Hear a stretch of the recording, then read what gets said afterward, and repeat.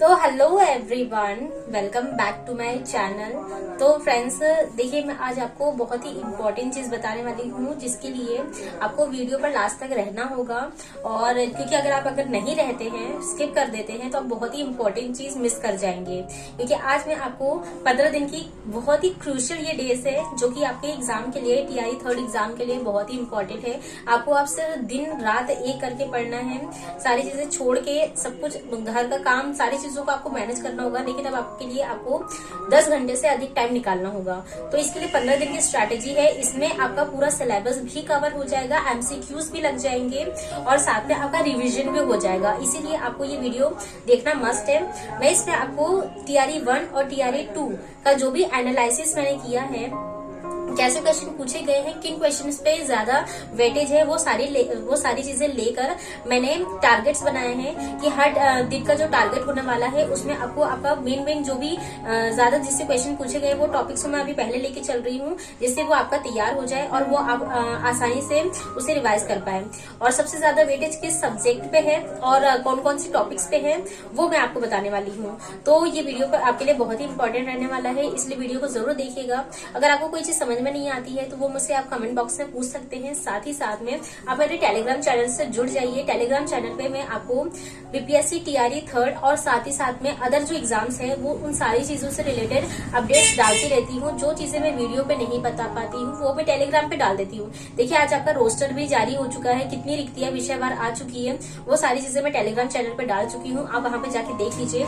सुनने में आ रहा है कि लगभग ये लाख तक पहुंच रही है। जो 87,000 बात कही जा रही थी कि 87,000 सीटें जारी हुई है, पर ये सुनने में आई थी बड़ी हुई है। तो एक बार आप जाके जरूर देख लीजिएगा, चेकआउट कर लीजिएगा। बाकी जो टारगेट्स है, वो अगर ये डेली टारगेट्स आप अचीव कर लेते हैं, तो आपका 15 दिन में सारी चीजें कवर भी हो जाएगी, आप रिवीजन भी कर पाएंगे और एक सीट कंफर्म हो जाएगी आपकी। तो अगर आपको वीडियो पसंद आता है तो जरूर लाइक, शेयर एंड सब्सक्राइब कीजिएगा और प्लीज सपोर्ट कीजिएगा। तो ज्यादा देर ना करते हुए चलिए फिर वीडियो को स्टार्ट करते हैं।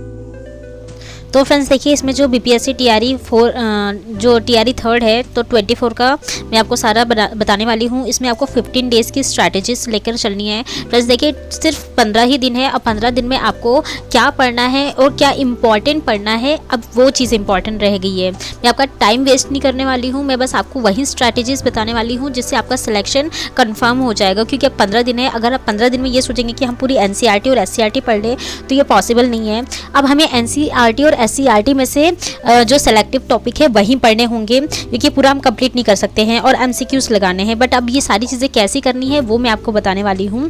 तो वीडियो बहुत ही इंपॉर्टेंट है, ठीक है। यहाँ पर सबसे पहले मैं आपको बता देती हूँ कि जो टीआरई 1 था और टीआरई 2 है, तो उसमें दोनों मिला के कौन से सब्जेक्ट से कितने कितने क्वेश्चंस आए हैं, तो वो मैं आपको पहले बता देती हूँ। तो देखिए, करंट अफेयर जो है उसमें लगभग 16 क्वेश्चन आए हैं, ठीक है। करंट अफेयर में लगभग 16 क्वेश्चन आए हैं, दोनों का मिला के मैं बता रही हूँ। तो इसमें आप कम से कम अगर एक पेपर की बात करें तो इसमें 7 से 8 क्वेश्चन आए हैं। हिस्ट्री में भी जो मॉडर्न हिस्ट्री है, तो उसमें 15 क्वेश्चन आए हैं, ठीक है। जियोग्राफी 19 से 20 क्वेश्चन आए हैं। पॉलिटी 8 से 10 क्वेश्चन आए हैं। और वैसे पॉलिटी इतना इंपॉर्टेंट भी नहीं है। ये जो 3 पार्ट्स है ना, ये लगभग आपको मैं अगर कुल टोटल बता दूं तो ये आपको 5 से 8 क्वेश्चन मिलेंगे, ये तीनों मिलाकर, ठीक है। तो इसलिए मैंने इतने ऐसे अलग अलग आपको क्वेश्चन दे दिए। पर पॉलिटी का मैंने खुद देखे हैं कि 3 क्वेश्चन लगभग मेरे पेपर, जो टीआरई 1 में जो मैंने पेपर दिया था फीमेल वाला, वो उसमें 3 क्वेश्चन आए थे। और जो मेल है, तो उन सबका मैं इकट्ठे मिला के यहाँ पर आपको बता रही हूँ। तो ये तीनों इकट्ठे आए हैं। तो इसमें सबसे ज़्यादा वेटेज करंट अफेयर है, जीके जीएस में करंट अफेयर, हिस्ट्री, जियोग्राफी। अब इसके बाद देखिए मैथ एंड रीजनिंग है। तो मैथ एंड रीजनिंग में देखिए टोटल 21 क्वेश्चन आए हैं। मैथ के और रीजनिंग के 11 क्वेश्चन आए हैं, तो टोटल मिला के 32 क्वेश्चन। अब मान लीजिए यहाँ पर आपका जो ये पीआरटी की मैं बात कर रही हूँ, अभी 6 to 8 की नहीं, सिर्फ 1 to 5 की बात कर रही हूँ मैं। तो इसमें देखिए आपका 65 to 68 क्वेश्चन सिर्फ और सिर्फ जीके जीएस से आए। तो आप सोच लीजिए कितना वेटेज है। 120 में से आधे क्वेश्चन इसी में के आ गए हैं, ठीक है। तो इसका वेटेज बहुत ज़्यादा है, तो इसको तो आप स्किप कर ही नहीं सकते हैं, ठीक है। अब इसके बाद देखिए, जो मैथ है, मैथ में 21 क्वेश्चन, सिंगल मैथ अगर लेके चल रहा है तो 21 क्वेश्चन और रीजनिंग 11, टोटल मिला के 32 क्वेश्चन इससे हो जा रहे हैं। तो आप सोच लीजिए, अब ये जो 60-65 था, है ना, अब इससे आधे क्वेश्चन इसमें आ जा रहे हैं, ठीक है। अब इसके बाद साइंस, जो मोस्ट इम्पॉर्टेंट सबसे ज़्यादा वेटेज लेके चल रहा है, ये सबसे ज़्यादा क्वेश्चन इन्हीं दोनों से पूछे जा रहे हैं। तो इसमें देखिए साइंस के साइंस में ही ईवीएस भी आ जा रहा है, ठीक है। तो ईवीएस बहुत ही इंपॉर्टेंट है। तो इसमें देखिए फिजिक्स में 6 से 7 क्वेश्चन आए हैं, केमिस्ट्री में 7 से 8 क्वेश्चन आए हैं, बायोलॉजी में भी 8 से 9 क्वेश्चन आए हैं, ईवीएस 5 से 6 क्वेश्चन आए हैं। और ये दोनों ही देखिए एनसीईआरटी और एससीईआरटी से ही आए हैं, ये कहीं से बाहर से नहीं आए हैं। अगर आप प्रीवियस ईयर क्वेश्चन देखेंगे, पीवाईक्यूज देखेंगे, तो उसमें आप किसी भी प्रैक्टिस सेट अगर अभी आपने खरीदी होगी तो उसमें लास्ट में पीवाईक्यूज दिए हैं, तो आप एक बार मिला लीजिएगा। पूरे एनसीईआरटी मैं खुद बता रही हूँ कि एससीईआरटी से डायरेक्ट क्वेश्चन आए हैं, 3 नहीं 4 क्वेश्चन आए हैं। मैं मेल की भी बात कर ले रही हूँ उसमें, तो 4 क्वेश्चन डायरेक्ट पूछे गए हैं। तो देख लीजिए कि बहुत इंपॉर्टेंट है। अब यहाँ पर आपको बताती हूँ टारगेट क्या रहने वाला है आपका। तो इसमें टारगेट आपका 15 डेज़ का होने वाला है और हर दिन मैं आपको टारगेट देने वाली हूँ। अगर आप इस तरह से तैयारी अपनी कर लेते हैं तो फॉर श्योर हो जाएगा कि आपका एक सीट पक्की हो जाएगी। बट इसमें कहीं भी आपको कोताही नहीं करनी है, आपको अपना समय खुद मैनेज करना होगा। मैं आपको मैनेजमेंट नहीं बता सकती समय का, क्योंकि आप जानते हो कि आपकी कैसे कैसे दिन भर की स्ट्रैटेजीज बना सकते हैं आप, क्योंकि सबका रूटीन अलग अलग होता है। कोई सुबह पढ़ना पसंद करता है, कोई लेट नाइट पढ़ना पसंद करता है, कोई शादीशुदा है, कोई बच्चे वाले फीमेल्स है, तो कोई सिर्फ और सिर्फ नॉर्मल स्टूडेंट है। तो सबकी अलग अलग टाइमिंग है, तो वो आप अपने अनुसार आपको एडजस्ट करना होगा। लेकिन आपको कम से कम मैं आपको बता रही हूँ 8 से 10 घंटा, अब तो 10 घंटा आपको निकालना है। जैसे जैसे एग्जाम पास होगा आपको 12 से 14 घंटे करने होंगे। मुझे पता है कि 12 से 14 घंटा निकाल पाना बहुत मुश्किल होगा, लेकिन आपको जैसे एग्जाम पास होगा आपको 10 से 12 घंटे के बीच का टाइम निकालना ही होगा। तो अब इसमें देखिए, तो उसका जो आपको डे फर्स्ट है, डे फर्स्ट में आपका TRE 1 और TRE 2 के PYQs कंप्लीट लगाने हैं, ठीक है। उसके और एक चीज़ इंपॉर्टेंट है कि आप जो भी उसमें PYQs देख रहे हैं, देखिए उसमें कौन सा क्वेश्चन सबसे ज़्यादा पूछा गया है। मतलब अगर EVS का लेके चले तो EVS में सबसे ज़्यादा पारिस्थितिकी से पूछा गया है। जो ऊर्जा का जो 10% का वो है, 10% वाला जो नियम है, मतलब किसने दिया है, हाउ प्राणियों में कैसे कैसे वो कन्वर्ट हो रहा है, मतलब कि उपभोक्ता उत्पादक उपभोक्ता फिर उसे हायर कैसे जा रहा है। तो ये क्वेश्चन पूछा गया है सबसे ज़्यादा। तो आपको इससे ये पूरा इसका जो घटक है, ये सारी चीज़ आपको पूछी जा रही है, तो ये आपको कंप्लीट करना होगा। फिर मिट्टियों से भी क्वेश्चन उठाया गया है, हिमालय से भी उठाया गया। तो इस तरह से आपको एक स्पेसिफिक टॉपिक जो वहाँ दिया ना, यही आपकी स्ट्रैटेजी है 15 दिन कि उसमें स्पेसिफिक कौन से टॉपिक से पूछा जा रहा है। अगर पर्वत से पूछा जा रहा है तो आपको पूरा पर्वत पढ़ना है, मिट्टी से पूछा जा रहा है पूरा मिट्टी पढ़ना है। इस तरह से आपको आपकी स्ट्रैटेजीज बनानी है। तो देखिए जो मैथ है, मैथ में आपको अभी परसेंटेज आज लेके चलना है, ठीक है। इससे क्या होगा ना, आपका 15 दिन में 15 टॉपिक्स कंप्लीट हो जाएंगे, क्योंकि मैं आपको खुद बता रही हूँ कि इसमें कम से कम 15 टॉपिक्स आप लेके चलिए। 15 से 16 ज़्यादा लेके चलने की ज़रूरत नहीं है, ठीक है।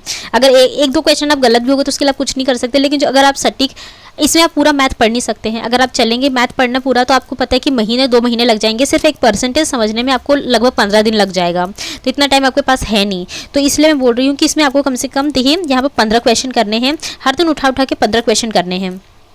तो इसलिए आपका 15 से 16 टॉपिक्स है मैथ में, तो उसमें 15 क्वेश्चन आपको डेली करना है। तो इसमें आज आपका है परसेंटेज। सेकंड रीजनिंग में आपको फिगर काउंटिंग करनी है। जो ये होता है ना, इसमें आपको कितनी त्रिभुज में कितने त्रिभुज है, रेक्टेंगल में कितने रेक्टेंगल है, इस तरह का। तो आपका फिगर काउंटिंग हो जाएगा। इसमें भी आपको 15 क्वेश्चन करने हैं। 15 से 20 क्वेश्चन आप कर लेंगे, इनफ होगा, क्योंकि रीजनिंग और मैथ बहुत ज़्यादा वेटेज लेके चल रहा है। अब जीके जीएस है, तो उसमें देखिए करंट अफेयर, उसमें आप बजट पढ़ लीजिए, क्योंकि अभी अभी बजट आया है, तो बजट आपको इंपॉर्टेंट होगा। तो 24-25 का बजट ले लीजिए। और इसके साथ में आपका यहाँ पर देखिए दिवस है, जितने भी दिवस है ना, तो वो दिवस आप लेके चलिए। अब इसके बाद है साइंस में आपका फिजिक्स है। तो फिजिक्स में देखिए तरंगों से पूछा गया था, ठीक है। क्वेश्चन पूछा गया है, ये आप उठा के देख सकते हैं एक बार PYQ। तो उसमें ये फिजिक्स में तरंगों से पूछा गया है, और इसमें अम्ल और क्षार से पूछा गया है क्वेश्चन। एक नहीं बल्कि 2-2, 3-3 क्वेश्चन पूछे गए हैं। तो केमिस्ट्री में आपका अम्ल क्षार आज पढ़ लीजिए। जो सबसे ज़्यादा वेटेज लेके चल रहा है ना टॉपिक, मैं अभी स्टार्टिंग में वही आपको कवर करा रही हूँ। फिर बायो में आपका मानव शरीर में पाचन, जितना भी मानव शरीर में पाचन तंत्र है ना, वो पढ़ लीजिए। अभी तो फिलहाल आप ये मानव शरीर ही पढ़िए, ठीक है।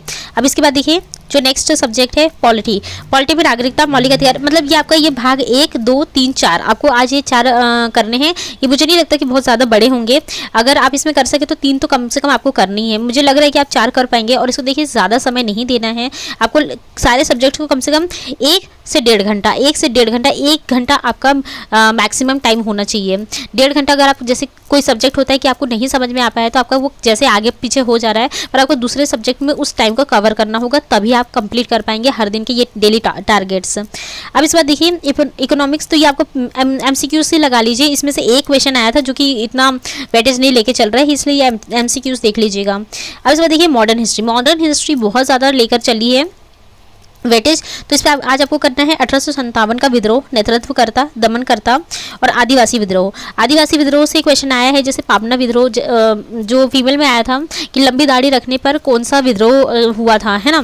तो ये इसमें आदिवासी विद्रोह आप लोगों को देखने हैं। अब देखिए जियोग्राफी, तो जियोग्राफी में ही EVS को भी हम उसमें इंक्लूड कर ले रहे हैं। तो देखिए कंप्लीट आपका पारिस्थितिक तंत्र इसमें आ जाएगा EVS में, जैसे कि मैंने अभी पीछे बता दिया आपको EVS साइंस के साथ में। अब इसमें है जियोग्राफी में देखिए मिट्टी, कृषि, इसमें झूम कृषि के नाम पूछे गए हैं कि मतलब श्रीलंका में क्या कहा जाता है उसे, बंगाल में क्या कहा जाता है, और स्पेशली इसमें देखिए वर्ल्ड जियोग्राफी भी पूछी गई है। तो वर्ल्ड जियोग्राफी में ही झूम कृषि का ही नाम अलग अलग क्या है। तो इस बार हो सकता है कि देखिए जो जनजातियां है, जो अलग अलग और या फिर जो उन लोगों के रहने वाले घर है अलग अलग जगह पे क्या बोलते हैं उनको, ऐसे क्वेश्चन आ सकते हैं आपका जियोग्राफी में। तो आपका झूम कृषि है ना, मिट्टी, कृषि, बांध से देखिए महानदी पे कौन सा बांध है, इसमें 3 बांधों के नाम आए थे, वो तीनों ही महानदी पे बने हुए हैं। तो ऐसे क्वेश्चन पूछे गए हैं, इसलिए मैं आपको ये क्वेश्चन करवा रही हूँ। बांध और हिमालय, ये 4 टॉपिक आपको पढ़ना ही है आज, ठीक है, तो ये इतने कर लीजिएगा। अब इसके साथ में क्या करना है आपको, तो ये इतना पूरा आपको अपना मैंने आपको बता दिया, आपका टाइम मैनेजमेंट आपको खुद करना होगा। अब इसके बाद आपको TRE 1 और 2 दोनों के ही क्वेश्चन देखने होंगे, ठीक है, ये तो मैं आपको हमेशा बोल रही हूँ। इस समय MCQ आपको ज़्यादा से ज़्यादा देखना है और ये टॉपिक्स पढ़ते हुए चलना है, और उसके साथ में रात में रिविजन एक बार करना है आपका, कम से कम 1 से 1.5 घंटा, ठीक है, 1 से 1.5 घंटा आप लोगों को रिविजन में जाना ही चाहिए। कैसे भी करिए लेकिन रिवीजन करना है, क्योंकि अगर आप सोच रहे हैं कि रिवीजन हम नहीं करेंगे, पढ़ लेंगे, तो वो आपके दिमाग से निकल जाएगा। ये आपको 15 दिन में कंप्लीट करना है और उसके बाद एक बार आपको पूरा रिवीजन करना होगा। तो वहाँ पर जो आगे में शायद 9 तारीख से बात की जा रही है कि 9 से 17 तक एग्ज़ाम होंगे, 17-19 तक एग्ज़ाम हो रहे हैं। तो अभी तो वो डेट कंफर्म नहीं है, अभी टेंटेटिव डेट है, तो अब देखते हैं कब से डेट आती है, जब आएगी मैं आपको बता दूंगी। लेकिन वहाँ पर इम्पॉर्टेंट ये है कि देखिए मैं ये आपको 15 दिन का टारगेट यानी 21 से लेके 5 तारीख तक इतना खत्म हो जाएगा। अब जो वहाँ पर 1 हफ्ता बच रहा है या 3-4 दिन बच रहा है, उसमें सिर्फ आपको रिवीजन करना है, MCQs रिवीजन, MCQs रिवीजन। तो ये इस तरह से ही आप अपना ये टारगेट कंप्लीट कर सकते हैं, ठीक है। तो आई होप आपको ये वीडियो पसंद आया होगा। और फ्रेंड्स, वीडियो अगर आपको पसंद आ रहा है तो please like, share and subscribe ज़रूर कीजिएगा मेरे चैनल पे। और मोस्ट इंपॉर्टेंट थिंग, जो मेरा टेलीग्राम चैनल है, ठीक है, टेलीग्राम चैनल को ज्वाइन कर लीजिए, क्योंकि वहाँ पर मैं जो भी अभी BPSC से रिलेटेड जितने भी टॉपिक्स हैं, कुछ ना कुछ कंटेंट बहुत ही इंपॉर्टेंट जो कि आपके एग्जाम के लिए रहने वाले हैं, वो मैं डालती हूँ। आप वहाँ पर जाके ज़रूर देखिए, उन सारे टॉपिक्स को ज़रूर पढ़ा कीजिए, वो आपके एग्ज़ाम में आपको बहुत ही हेल्प करने वाले हैं। इसलिए टेलीग्राम से ज़रूर जुड़ जाइएगा। और आपको कैसा मेरा वीडियो लगा है ज़रूर मुझे कमेंट बॉक्स में बताइएगा। बाकी मिलते हैं मेरे नेक्स्ट वीडियो में, बाय।